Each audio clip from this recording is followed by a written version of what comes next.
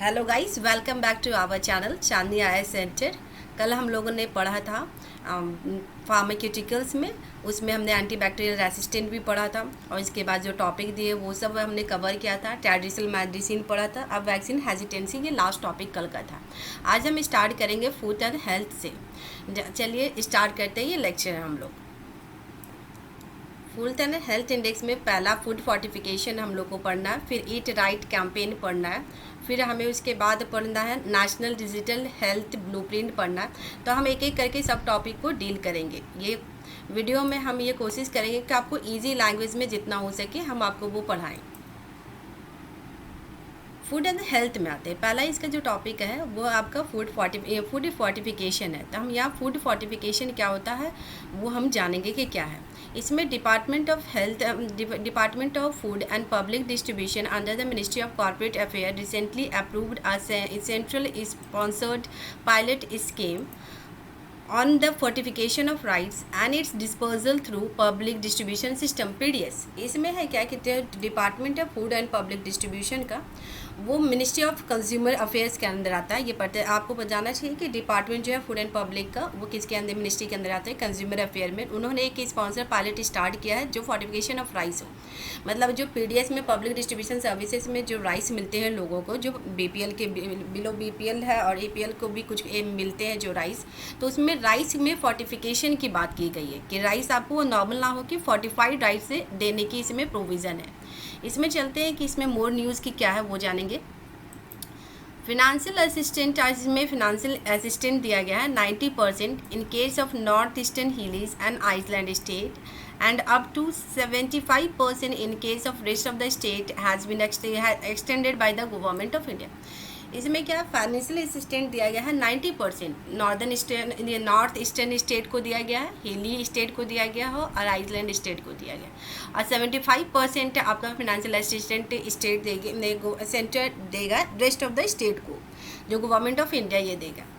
इसमें है क्या कि गवर्नमेंट ने एडवाइस किया सब स्टेट को और यूटीज़ को, स्पेशली वो स्टेट और यूटीज़ जहाँ पर डिस्ट्रीब्यूट करते हैं वीट फ्लोर थ्रू PDS। मतलब PDS के थ्रू जब आप डिस्ट्रीब्यूट करते हैं वीट फ्लोर तो आपको वहाँ बताया गया कि आप फोर्टिफाइड वीट फ्लोर का यूज़ कीजिए। इसलिए ये आपको फाइनेंशियल असिस्टेंट इसलिए प्रोवाइड कर रहे हैं कि आप वीट तो देते थे लेकिन उसमें फोर्टिफाइड वीट दीजिए।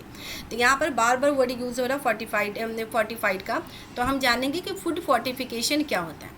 फूड फोर्टिफिकेशन ये क्या है, डेलिब्रेट एडिशन ऑफ वन और मोर माइक्रो न्यूट्रिएंट्स। इसमें क्या कहते हैं, डेलिब्रेट एडिशन करते हैं वन और मोर माइक्रो न्यूट्रिशन, एक और एक से ज़्यादा माइक्रो न्यूट्रिशन को हम उसमें एडिशन करते हैं। मतलब जो फूड है उसमें हम माइक्रो न्यूट्रिएंट्स नहीं होते तो उसमें हम क्या करते हैं, माइक्रो न्यूट्रिएंट्स की एडिशन होती है ताकि आप ये प्रिवेंट कर सके डिफिशियंसी और प्रोवाइड कर दे हेल्थ बेनिफिट।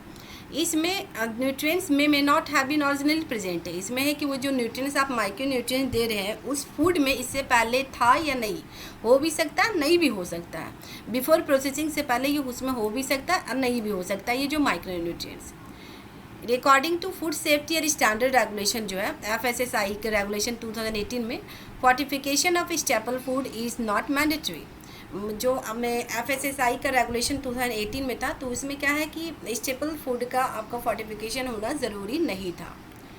फूड फोर्टिफिकेशन जो हम बात कर रहे हैं कि इसमें हम एडिशन करते हैं वन और मोर माइक्रोन्यूट्रिएंट्स को ताकि हमारे जो डाइट में डिफिशियंसी है उसको आप करेक्ट कर सकें और एक बेटर हेल्थ बेनिफिट आपको मिल सके। फूड फोर्टिफिकेशन क्या है, ये आपकी कम्प्लीमेंट्री स्ट्रैटेजी है। ये हमेशा याद रखें कि आपकी कम्प्लीमेंट्री मतलब ये स्ट्रैटेजी है। आप में वो माइक्रो न्यूट्रिएंट्स उस फूड में नहीं था, आपके डाइट में नहीं है तो उसके कम्प्लीमेंट्री में दे रहे हैं। ऐसा नहीं कि आप ये रिप्लेस कर सकते हो उस बैलेंस डाइट को, डाइवर्स डाइट को आप बैलेंस नहीं कर सकते, उसको रिप्लेस नहीं कर सकते। जो आपके एक हेल्दी बॉडी के लिए जो बैलेंस डाइट चाहिए तो वो तो ही चाहिए। ऐसा ना कि आप बैलेंस डाइट को हटा के उसके रिप्लेस में आप फूड फोर्टिफिकेशन, लेकिन जो फूड फोर्टिफाइड फूड हो वो आप लेना स्टार्ट कर दो, वो नहीं है, ये कम्प्लीमेंट्री स्ट्रैटेजी है। अब हम चलते हैं फूड फोर्टिफिकेशन ये क्या करता है, इसके बेनिफिट्स क्या हैं। ये इम्प्रूव कर सकता है health of large section of the population. Large section of population को हेल्प कर सकता है हेल्थ इम्प्रूव करने में। At once since the nutrients are added to staple food they are widely consume, क्योंकि आप जानते हैं कि स्टेपल फूड वाइडली यूज़ होता है। तो आप यदि उस फूड में फोर्टिफाइड कर देंगे तो ये लार्ज सेक्शन ऑफ पॉपुलेशन तक पहुँच जाएगा जिससे हेल्थ इम्प्रूव हो सकता है। ये सेफ मेथड है providing nutrition among people. As a quantity जो ऐड किया जाता है वो बहुत कम होते हैं, अब वेल रेगुलेटेड होते हैं एज अ प्रिस्क्राइब स्टैंडर्ड। अब कितना फोर्टिफिकेशन चाहिए, कितने अमाउंट में चाहिए, कौन रेगुलेट करे, तो जो रेगुलेशन भी इसके लिए ज़रूरी है। तो जो FSSAI जो फूड फोर्टिफिकेशन की बात कर रहा है, तो इसमें वो उसकी कंसर्न भी है कि वो सेफ मेथड होनी चाहिए। फूड फोर्टिफिकेशन क्या है, ये सोशली कल्चरली एक्सेप्टेबल वे है to deliver nutrients to people and it does not require कोई ज़रूरत नहीं है किसी भी चेंजेस में इन फूड हैबिट्स में। आपको फूड हैबिट चेंज करने की कोई ज़रूरत नहीं, ना पैटर्न भी चेंज करने की इसमें कोई ज़रूरत नहीं है। And does not alter the characteristics of the food. जो आप फूड खाते हो उसके कैरेक्टर को भी वो अल्टर नहीं करता, आपका टेस्ट, फील, लुक सब सेम है, तो आपको इसमें कोई एक्सेप्ट करने में कोई प्रॉब्लम नहीं होगा। आप ही सोचिए कि यदि आपको खाना जो आपको टेस्ट था वैसे ही फील भी उसका सेम है, लुक भी उसका सेम है, तो इसमें यदि हम 45 कुछ माइक्रो न्यूट्रिएंट्स ऐड कर दें और वो सेम आपको टेस्ट है, तो आपको क्या प्रॉब्लम हो सकती है? कुछ भी प्रॉब्लम नहीं हो सकती। दूसरा, ये कॉस्ट इफेक्टिव है और deliver quick result. Cost effective है और आपको क्विक रिजल्ट भी देती है। इसमें एक आप याद रखेंगे, याद दिया हुआ एक term Copenhagen consensus. Copenhagen consensus क्या है? ये एस्टिमेट करता है that every 1 rupees spent on fortification results in 9 rupees in benefits to the economy. मतलब आप फोर्टिफिकेशन में 1 रुपीज़ स्पेंड करते हैं तो ये जाकर इकोनॉमी में 9 रुपीज़ का बेनिफिट आपको देती है, जो बहुत ह्यूज अमाउंट है। आप ही सोचिए, आप कहीं इन्वेस्ट 1 रुपीज़ कर रहे हो और उसके बाद आपको 9 रुपीज़ आपके ये फ्यूचर में मिले, तो कितना इससे ज़्यादा कमाल की बात क्या हो सकती है? ये कोपेनहेगन कंसेंसस, ये याद रखिए, ये एस्टिमेट देता है। आप ये मेन आंसर राइटिंग में आप यूज़ कर सकते हैं यदि फूड फोर्टिफिकेशन के बारे में कोई क्वेश्चन आए। Why the need for food fortification की ज़रूरत क्यों पड़ी, हम ये जानेंगे। नियरली 70% ऑफ पीपल जो इंडिया में है वो कंज्यूम करते हैं less than half of their recommended dietary allowance RD of micronutrients. मतलब किसी भी बैलेंस डाइट में जितने माइक्रोन्यूट्रिएंट्स की ज़रूरत है तो उसमें 70% लोग हैं वो लेस कंज्यूम करते हैं, जो बहुत ज़्यादा है कि आपके 70% लोग बहुत कम यूज़ करते हैं आपके माइक्रोन्यूट्रिएंट्स। तो इसमें ये फूड फोर्टिफिकेशन हेल्प कर सकती है। डिफिशियंसी, जो ये माइक्रो न्यूट्रिएंट्स का जो डिफिशियंसी है उसे हम कहते हैं हिडन हंगर। हिडन हंगर मतलब छुपा हुआ भूख है। वो इसमें क्या माइक्रो न्यूट्रिएंट्स आपकी कमी है, आपको ये पता नहीं चल पाता है। तो इससे बहुत सारे डिजीज़ होते हैं, जैसे नाइट ब्लाइंडनेस, विटामिन ए की कमी की वजह से आपको नाइट ब्लाइंडनेस होता है। वाइटर आयोडीन की कमी से होता है, अनीमिया आयरन की कमी से होता है, और वेरियस बर्थ डिफेक्ट्स भी होते हैं। बर्थ के समय भी बहुत सारे डिफेक्ट होता है। According to the national family health survey, national family health survey जो NFHS4 है, उसके हिसाब से 58.4% ऑफ चिल्ड्रंस आर एनेमिक। मतलब आप समझिए कि मोर देन द 50% चिल्ड्रन वो एनेमिक होते हैं, आपके ये सर्वे बताते हैं, जो बहुत गंभीर चिंता का विषय है कि इसमें एनेमिक यदि 50% से ज़्यादा ही बचे एनेमिक हो तो हमारे इंडिया का फ्यूचर फिर क्या होगा। इस हेल्थ सेक्टर बहुत इम्पॉर्टेंट है आपके फ्यूचर के लिए, हमारे भारत की फ्यूचर के लिए। 53% जो वुमेन हैं वो reproductive age grow up to are anaemic. मतलब 53.1% वुमेन है जो रिप्रोडक्टिव एज में आते हैं तो वो एनेमिक के रूप में रहते हैं। 55.7% of children under 5 are underweight. मतलब आप 1/3 जो चिल्ड्रन है वो क्या अंडर 5 एज में वो अंडर वेट में होते हैं। ये सब जो आंकड़े हैं ये हमें सोचने पे बिल्कुल मजबूर करते हैं। आपको ये आइडिया परसेंटेज का होना चाहिए, 1/3, हाफ, ताकि आप ये ऑप्शन को एलिमिनेट करने में आपको ईजी पड़ जाए। Around 50 to 70% these birth defects are preventable. जो बर्थ के समय जो डिफेक्ट होता है उसमें से 50 to 70% आप प्रिवेंटेबल होता है। वो काउज करता है due to deficiency of folic acid की कमी की वजह से होता है। Food safety and standard fortification of food regulations 2018। Food safety and standard जो फोर्टिफिकेशन ऑफ फूड रेगुलेशन 2018 में है वो क्या बताता है, ये प्रिस्क्राइब करता है standard for fortification of various food. बहुत सारे फूड के लिए वो स्टैंडर्ड प्रिस्क्राइब करता है। As all fortified food must not below the minimum level of micronutrients. इसे बताते हैं जितने भी फोर्टिफाइड फूड है तो उसका एक मिनिमम तय करते हैं कि आप इससे कम माइक्रोन्यूट्रिएंट्स नहीं रख सकते। क्वालिटी एश्योरेंस, इसमें क्वालिटी एश्योरेंस भी दिया जाता है। Every manufacturer and packager of fortified food shall be undertaking on quality assurance. Random testing होता है फोर्टिफिकेंट्स का, एंड फोर्टिफाइड फूड का रैंडम टेस्ट भी होते हैं। एवरी पैक जो भी पैकेज होते हैं फोर्टिफाइड से फूड का, वो नेम कैरी करते हैं फोर्टिफिकेंट। आप कौन सा फोर्टिफिकेंट इसमें ऐड कर रहे हो उसका नेम आप लिखिए। लोगो भी दिया गया है टू इंडिकेट, आप इसमें लोगो भी बताया, एफएससी ने रिसेंटली इंट्रोड्यूस किया है प्लस एफ लोगो, जिससे आपको पता चलेगा कि ये फोर्टिफाइड स्टेपल फूड प्रोडक्ट है। यदि किसी भी प्रोडक्ट पे आप वो देख लिखा हो प्लस एफ, तो वो आप समझेंगे ये फोर्टिफाइड फूड स्टेबल प्रोडक्ट है। फूड अथॉरिटी ने बहुत सारे स्टेप लिए हैं जो इनकरेज करता है प्रोडक्शन को, मैन्युफैक्चरिंग में, डिस्ट्रीब्यूशन में, सेल में एंड कंजप्शंस। ये टॉपिक यहाँ ख़त्म होता है। दूसरी टॉपिक पे हम मूव करते हैं, eat right India campaign. Eat right India campaign के बारे में जाने के लिए न्यूज़ में क्यों है, इसने eat right campaign with its new logo and tagline, इसका टैगलाइन है सही भोजन बेहतर जीवन, was release by the union health minister. Union health minister ने ईट राइट कैंपेन के लिए एक लोगो और टैगलाइन इंट्रोड्यूस किया है, जिसका टैगलाइन है सही भोजन बेहतर जीवन। ईट राइट मूवमेंट क्या है वो हम जानेंगे, ये काफ़ी न्यूज़ में था, आप इसके बारे में थोड़ा जाने कि एग्ज़ाम में ये पूछ सकते हैं। ईट राइट मूवमेंट लॉन्च हुआ था 2018 में बाई एफएसएसआई। कभी कभी ये क्वेश्चन आता है कि ईट राइट मूवमेंट किसने लॉन्च किया, तो आपको पता होना चाहिए food safety and standard authority of India ने ये लॉन्च किया था। टू इम्प्रूव, इनका पर्पस था पब्लिक हेल्थ को इंक्रीज़ करना इंडिया में, और नेगेटिव न्यूट्रिशन जो ट्रेंड है टू फाइट लाइफस्टाइल डिजीज़। हम लोग को लाइफस्टाइल डिजीज़ की बहुत ज़्यादा ट्रेंड ऊपर आ रही है, तो उसको कम करने के लिए इसे पब्लिक हेल्थ के सेक्टर में ये एफएसएसआई ने इंट्रोड्यूस किया था। ये दो पिलर पे ये बेस्ट है। पहला eat healthy and eat safe, आप हेल्दी खाएं, हेल्दी रहें। इट ब्रिंग्स टुगेदर, ये साथ में लाता है 3 ongoing initiative of FSSI that target citizen. ये जो इनिशिएटिव है वो 3 ऑर्गेनिक एफएसआई का 3 एक इनिशिएटिव चल रहा था, उसको एक साथ ये कर देता है ईट राइट इंडिया कैंपेन।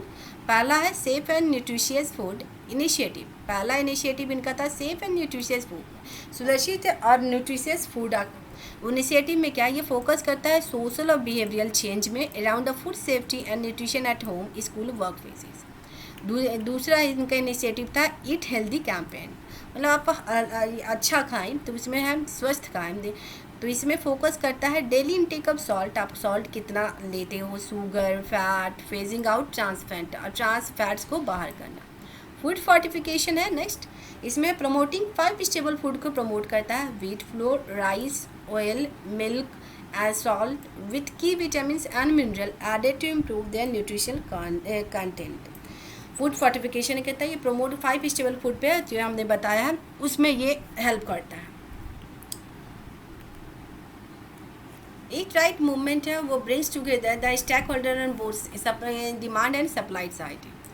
जो ये मूवमेंट है ये 2 स्टेक होल्डर जो है डिमांड एंड सप्लाई को, वो ये दोनों को साथ लाता है। कैसे, जैसे इसमें क्या कहते हैं जो मैन्युफैक्चरर है तो उसे बताते हैं कि आप ये माइक्रोन्यूट्रिएंट का लेबल इस तरह का आप रखें, इससे बिलो आप नहीं रख सकते। माइक्रोन्यूट्रिएंट में क्या रेगुलेशंस होंगे वो सब ये एफएसएसआई ने प्रिस्क्राइब कर गया, उनका एक प्रोविज़न है। इसमें हमें जे सिटीज़न को भी टारगेट करते हैं कि आप अच्छा भोजन जो आपकी लोकल एरिया में जो हो तो आप वो अच्छा लें। आप कोई भी फूड ले तो उसके बाद जो फोर्टिफिकेशन क्या ऐड हुआ वो आपको जानना चाहिए। तो इसमें डिमांड एंड सप्लाई को दोनों का एक साथ लाता है। ऑन द डिमांड साइड में क्या करता है, eat right movement focuses on improving citizen to make the right food choices. इसमें ईट राइट मूवमेंट फोकस करता है, क्या डिमांड साइड की हम बात कर रहे हैं, तो ये सिटीज़न को एम्पावर करता है कि आप राइट फूड चॉइसेस लें। आपको जो माइक्रोन्यूट्रिएंट्स की कमी है उसमें जो फोर्टिफिकेट आपको चाहिए आप उस राइट चॉइस को आप लीजिए। सप्लाई साइड पे क्या करता है, food businesses to formulate their products, provide better nutritional information to the consumer. आप अच्छे इन्फॉर्मेशन न्यूट्रिशनल इन्फॉर्मेशन कंज्यूमर के दें। मेक इन्वेस्टमेंट हेल्दी फूड में आप इन्वेस्ट करें as a responsible food business. आपको नैतिकता के आधार पर भी, रिस्पॉन्सिबल फूड बिजनेस के आधार पर भी हेल्दी फूड ही आपको सप्लाई करना चाहिए अपने कस्टमर को। आपके कस्टमर हेल्दी होंगे तभी तो वो आपसे परचेज करेंगे। अब चलते हैं about trans fat. Trans fat के बारे में हम चलते हैं। ट्रांस फैट्स क्या है, WHO ने अर्ज किया है डेवलपिंग नेशन को कि आप एलिमिनेट कर दें man made trans fatty acids TFA from their food supply. मतलब डेवलपिंग नेशन को ये बताया कि ट्रांस फैट जो आप मैनमेड है उसको आप अपने फूड सप्लाई से उसको एलिमिनेट करें। ट्रांस फैट दो टाइप के होते हैं, एक है नेचुरल ट्रांस फैट जो नेचुरली हमारे डाइट में होता है, सम मीट प्रोडक्ट्स में भी पाए जाते हैं, मतलब ये डेयरी प्रोडक्ट में भी नेचुरली अकरिंग होता है और ये मीट प्रोडक्ट्स में भी होते हैं। आर्टिफिशियल ट्रांस फैट क्या होता है, ये क्रिएट होता है when oil goes through the hydrogenation. जब ऑयल हाइड्रोजनेशन के थ्रू जाता है तो वो इन्वॉल्व करता है हाइड्रोजन को टू लिक्विड ऑयल को to make it more solid, मतलब हाइड्रोजन को लिक्विड ऑयल में ये इन्वॉल्व करके इसको सॉलिड बना देता है। तो ये हाइड्रोजनेशन एक प्रोसेस होता है जिससे ट्रांस फैट डेवलप होते हैं।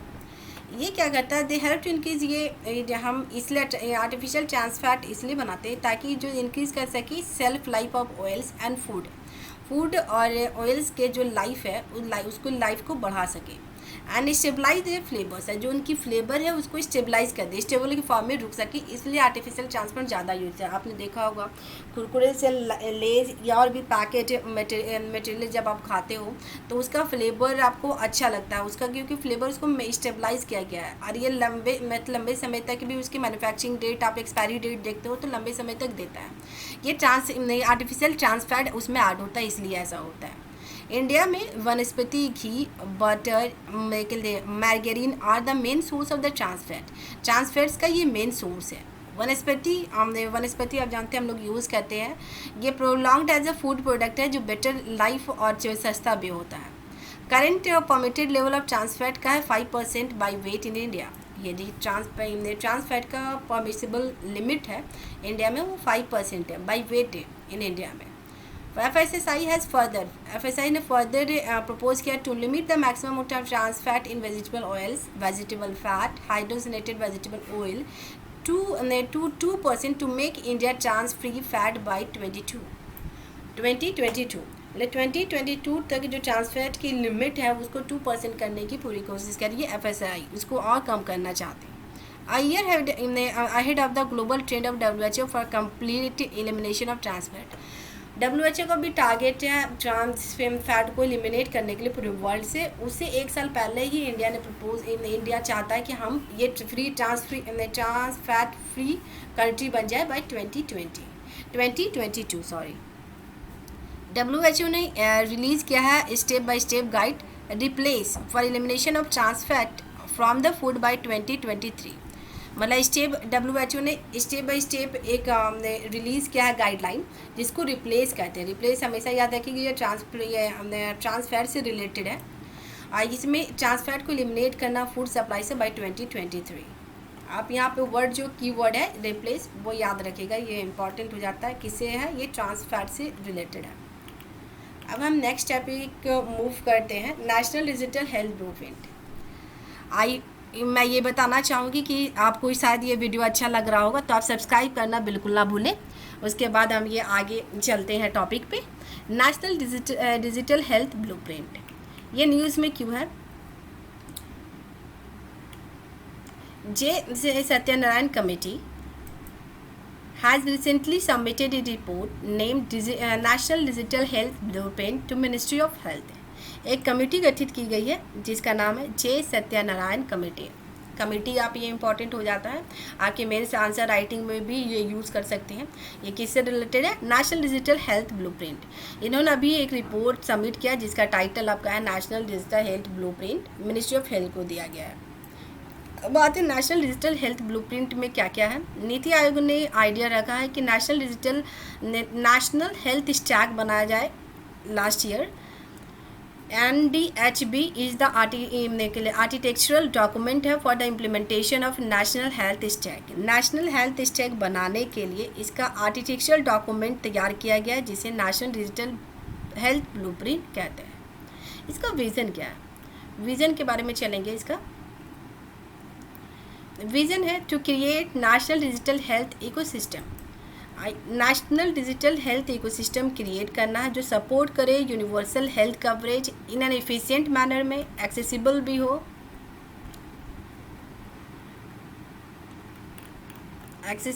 हो ये, और इंक्लूसिव भी हो, अफोर्डेबल भी हो, टाइमली एंड सेफ मैनर में ये हो।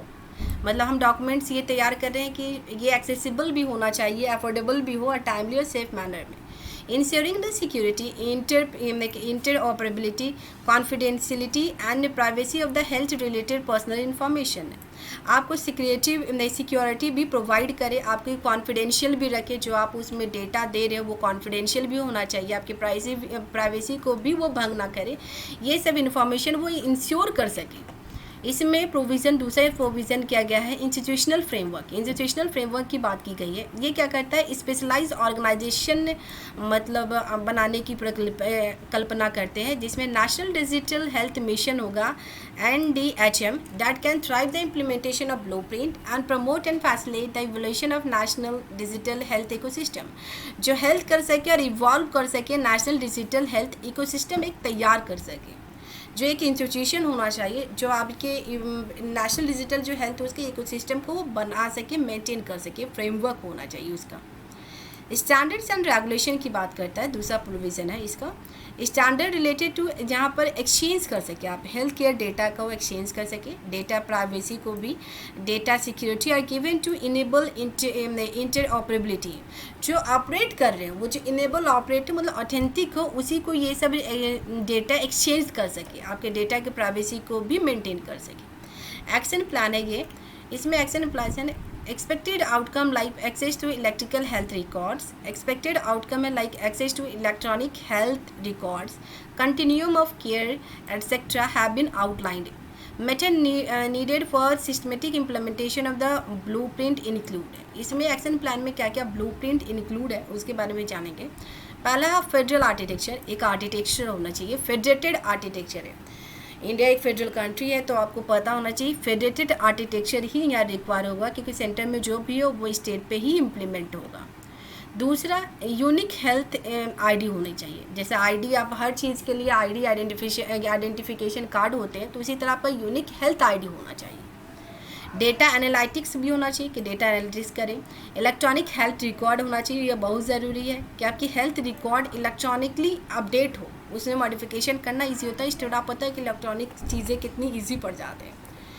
दूसरा है मल्टीपल एक्सेस चैनल होना चाहिए, आपको उसके एक्सेस करने के चैनल बहुत सारे होना चाहिए, like centres, call centre, digital health India portal होना चाहिए, माई हेल्थ ऐप होनी चाहिए, मतलब आप सेंटर क्रिएट कर सकते हैं, पोर्टल मतलब पोर्टल होनी चाहिए, और हेल्थ ऐप भी होनी चाहिए, ताकि आप ये एक्सेसिबल कहीं भी जिस भी कैंडिडेट को जहाँ से एक्सेसिबल हो वहाँ से वो एक्सेस कर सके। लेजिस्लेशन एंड रेगुलेशन होना चाहिए, आपका लेजिस्लेशन भी एक प्रॉपर लेजिस्लेशन होना चाहिए, रेगुलेशन होना चाहिए डेटा मैनेजमेंट में, जहाँ पर सबसे ज़्यादा फोकस आप प्राइवेसी पे करें एंड सिक्योरिटी पर, जो मेन मकसद है। डायरेक्टरीज ऑफ प्रोवाइडर्स, जो प्रोवाइडर्स जो प्रोवाइड आपको इन्फॉर्मेशन करें उसका डायरेक्टरीज होना चाहिए, प्रोफेशनल्स एंड पैरामेडिकल का। अब आती है नेशनल हेल्थ स्टैक या NHS क्या है वो हम जानेंगे। ये डिजिटल इंफ्रास्ट्रक्चर बेल्ट है जिसका मकसद है हेल्थ केयर सिस्टम को more transparent banana, robust banana for smooth functioning of health care interventions like Ayushman Bharat, जो हमारे देश में एक वाइड कवरेज में चल रहा है, वो आयुष्मान भारत जो लार्ज पॉपुलेशन को कवर करता है, तो उसके लिए एक स्मूथ फंक्शनिंग हेल्थ इनिशिएटिव ये दे सके। Component of national health stack में कंपोनेंट क्या क्या है, इसमें है ई नेशनल हेल्थ रजिस्ट्री, एक ही नेशनल हेल्थ रजिस्ट्री है जो सर्व करेगा single source of health data for nation के लिए single source of health data ये रजिस्ट्री प्रोवाइड करेगा। दूसरा है ये coverage and claim platform. Coverage और क्लेम ये बहुत ज़्यादा इंपॉर्टेंट है कि हम क्लेम जो बहुत सारा अपने इंश्योरेंस कंपनी में क्लेम करना कितना ज़्यादा कॉम्प्लेक्स हो जाता है, तो ये आप कॉम्प्लेक्सिटी को इसको कम करें और कवरेज भी आप ज़्यादा करें फॉर हेल्थ प्रोटेक्शन इसकी लाइक आयुष्मान भारत में to enable to robust system of fraud detection, ताकि आप फ्रॉड पकड़ सकें। एक फेडरेटेड पर्सनल हेल्थ रिकॉर्ड होना चाहिए, फ्रेमवर्क की इसमें प्रोविज़न की बात की गई है। दूसरा नेशनल हेल्थ एनालिटिक्स प्लेटफॉर्म है जो यूज़ करेगा information for evidence based policy making, मतलब आपके एविडेंस के हिसाब से आप पॉलिसी उस तरह बनाए। अदर हॉरिजॉन्टल कंपोनेंट है जिसमें यूनिक डिजिटल हेल्थ आईडी है, हेल्थ डेटा डिक्शनरीज है, और supply chain management of for drugs है and payment gateway. It will be India's first, India का पहला futuristic nationally share digital health care infrastructure होगा जो यूज़ किया जाएगा both by centre and state across public and private sector. इससे अच्छी क्या बात हो सकती है। एक ऐसा हेल्थ केयर इंफ्रास्ट्रक्चर का हम लोग भी से मतलब ये विज़न देख रहे थे, कल्पना कर रहे थे, जहाँ पर अब सेंटर स्टेट दोनों शेयर करें, उसके साथ साथ पब्लिक एंड सेक्टर भी, प्राइवेट एंड पब्लिक सेक्टर भी इन्वॉल्व हो। तो ये जब डिफरेंट स्टेक होल्डर जब किसी भी प्लेटफॉर्म में एक साथ आते हैं तो ये स्मूथ फंक्शनिंग बना देते हैं और आपको डेटा और भी ट्रांसपेरेंट हो जाते हैं और आपके फंक्शन और भी स्मूथ हो जाते हैं, जो नीड ऑफ द आवर अब हमारे कंट्री का ये है। फिर चलते हैं नेक्स्ट टॉपिक। अब हम मूव करें नेक्स्ट टॉपिक ई सिगरेट से। अभी तक हमने जो भी पढ़ाया होगा मेरे ख्याल से आपको वो टोटल समझ में आएगा। इसी किसी के बीच में यदि आपको कोई भी डाउट कहीं पर भी होता है तो आप कमेंट बॉक्स में ज़रूर कमेंट करें और हमें बताएं, ताकि नेक्स्ट वीडियो में उसकी सुधार की जा सके। अब हम नेक्स्ट मूव कर रहे हैं टॉपिक पर ई सिगरेट्स। ये सिगरेट्स बहुत हमने न्यूज़ में था, मतलब इसमें मीडिया ने भी बहुत कवर किया था। न्यूज़ में क्यों था वो हम पता चले। Parliament has passed the provision of electronic cigarettes production, manufacture, import, export, transport, sale, distribution, storage and advertisement bill 2019। Parliament ने एक बिल पास किया जिसमें वो प्रोविड करते हैं, मना करते हैं इलेक्ट्रॉनिक सिगरेट्स, उसका शायद प्रोडक्शन, मैन्युफैक्चरिंग या इंपोर्ट या export, transport, sale, distribution, storage and advertisement bill 2019, मतलब ये सभी चीज़ को प्रोहिबिट करता है। ये रिप्लेस करता है आपकी ऑर्डिनेंस प्रोमुलेट इन सितंबर 2019।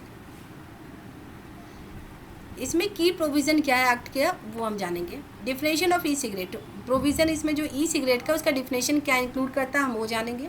ये बिल डिफाइन करता है इलेक्ट्रॉनिक सिगरेट, जिसको हम ई सिगरेट्स कहते हैं, एज ए इलेक्ट्रॉनिक डिवाइस है डैट हीटेड ए सब्सटेंस, जो एक सब्सटेंस को हीट करता है, जो मे बी कंटेन, उसमें निकोटिन भी हो सकता है या अदर केमिकल हो सकता है, टू क्रिएट वेपर, जो वेपर को क्रिएट करे फॉर इनहेलेशन पर्पज़ के लिए, इनहेल करने के पर्पज़ से। मतलब ऐसी इलेक्ट्रॉनिक डिवाइस जो एक सब्सटेंस को हीट करता है, उसमें निकोटिन या अदर केमिकल हो सकते हैं जिससे आप वेपर क्रिएट करते हो इनहेलेशन के लिए, तो उसे हम ई सिगरेट्स कहेंगे। E cigarettes also contain different flavour, ये डिफरेंट फ्लेवर भी कवर करते हैं, और all forms of electronic nicotine delivery system ENDS, all forms of electronic nicotine delivery system भी ये कवर है। इसमें हीट नॉट बर्न प्रोडक्ट भी इंक्लूड है, e hookahs and other similar devices हैं। Smoking e cigarette also called vaping. Vaping क्या होता है आप समझिए, जब आप ई सिगरेट्स लेते हो उसको स्मोक करते हो तो उसको हम वैपिंग कहते हैं। प्रोविजन ऑफ ई सिगरेट्स में प्रोविजन क्या है, तो ये आप इट्स मेक प्रोडक्शन मैन्युफैक्चरिंग, जो हमने पहले बताया था, इसका production manufacturing, import, export, transport, sale, distribution, advertisement. E cigarettes एक कॉग्निजेबल ऑफेंस है, ये मतलब विदाउट वारंट इसमें आपको अरेस्ट किया जा सकता है, तो ये कॉग्निजेबल ऑफेंस है। Storage of e cigarette, e cigarette का स्टोरेज से क्या, नो पर्सन इज़ अलाउड, कोई भी पर्सन को अलाउ नहीं किया गया है किसी भी जगह पर आप स्टोर करें या स्टॉक करें ई सिगरेट को। यदि कोई भी पर्सन स्टोर करता है कोई स्टॉक ऑफ ई सिगरेट का, तो ये पनिशेबल है with imprisonment of up to 6 month, और फाइन है 50,000 और both. Moreover the owner, इसके अलावा जो ऑनर होंगे existing stock of e cigarette will be declare and deposit this stock at nearest office of authorise officer, जो आसपास में ऑथराइज ऑफिसर है उसमें वहाँ जाकर ही आपको डिपॉजिट करना होगा।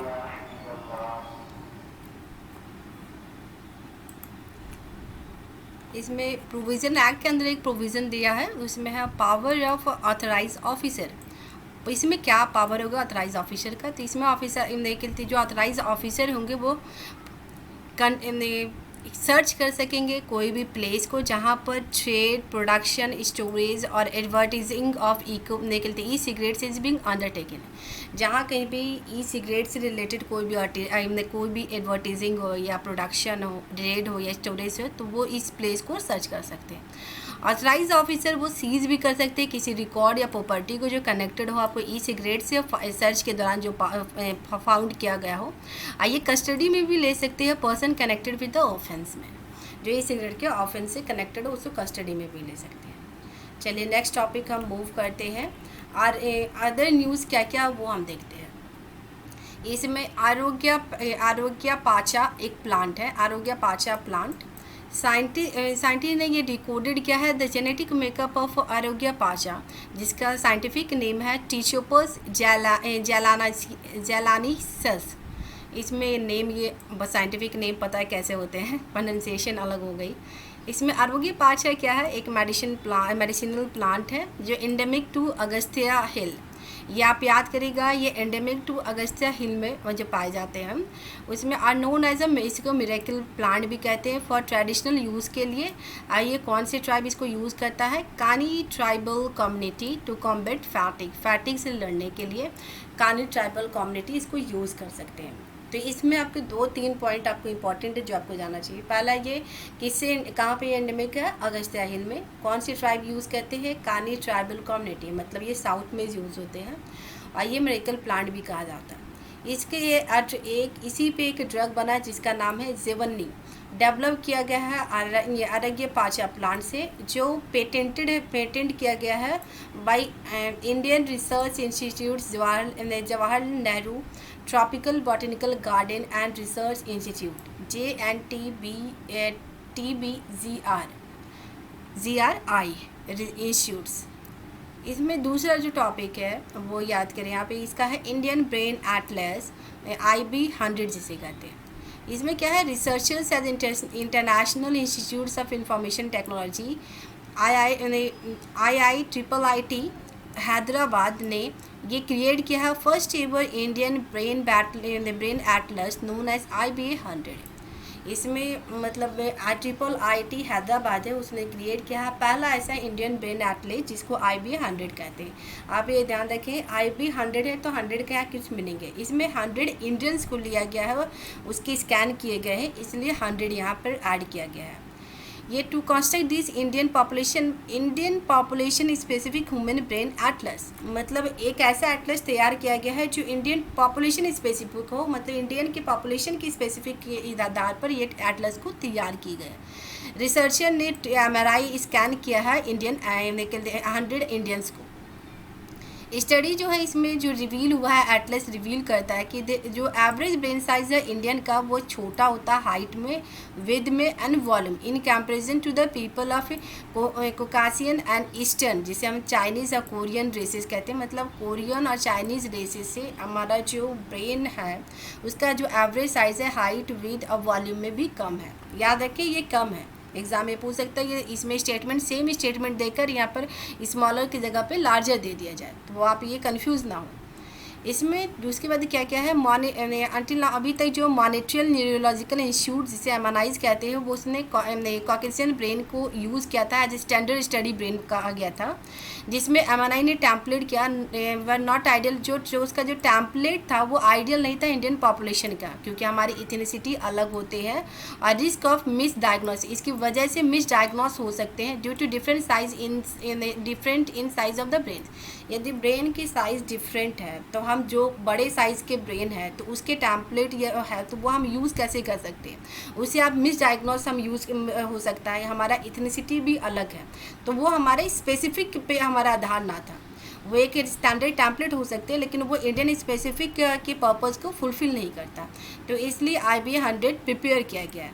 ये हेल्प करेगा बेटर और early diagnose of Alzheimer's and other brain related elements. जो भी ब्रेन रिलेटेड कोई भी प्रॉब्लम है तो उसको ये डायग्नोस ईजिली कर सकता है और पहले कर सकता है, अर्ली कर सकता है। अल्जाइमर के केस में भी ये डायग्नोस जल्दी कर सकता है। MNI international consortium for brain mapping ICBM ने पहली बार ऐसा created for ever digital human brain Atlas in 1993। Digital human brain Atlas 1993 में फर्स्ट एवर क्रिएटेड हुआ था। अब हम चलते हैं नेक्स्ट टॉपिक पे, 3S प्रोजेक्ट। ये 3S प्रोजेक्ट क्या है उसके बारे में जानेंगे।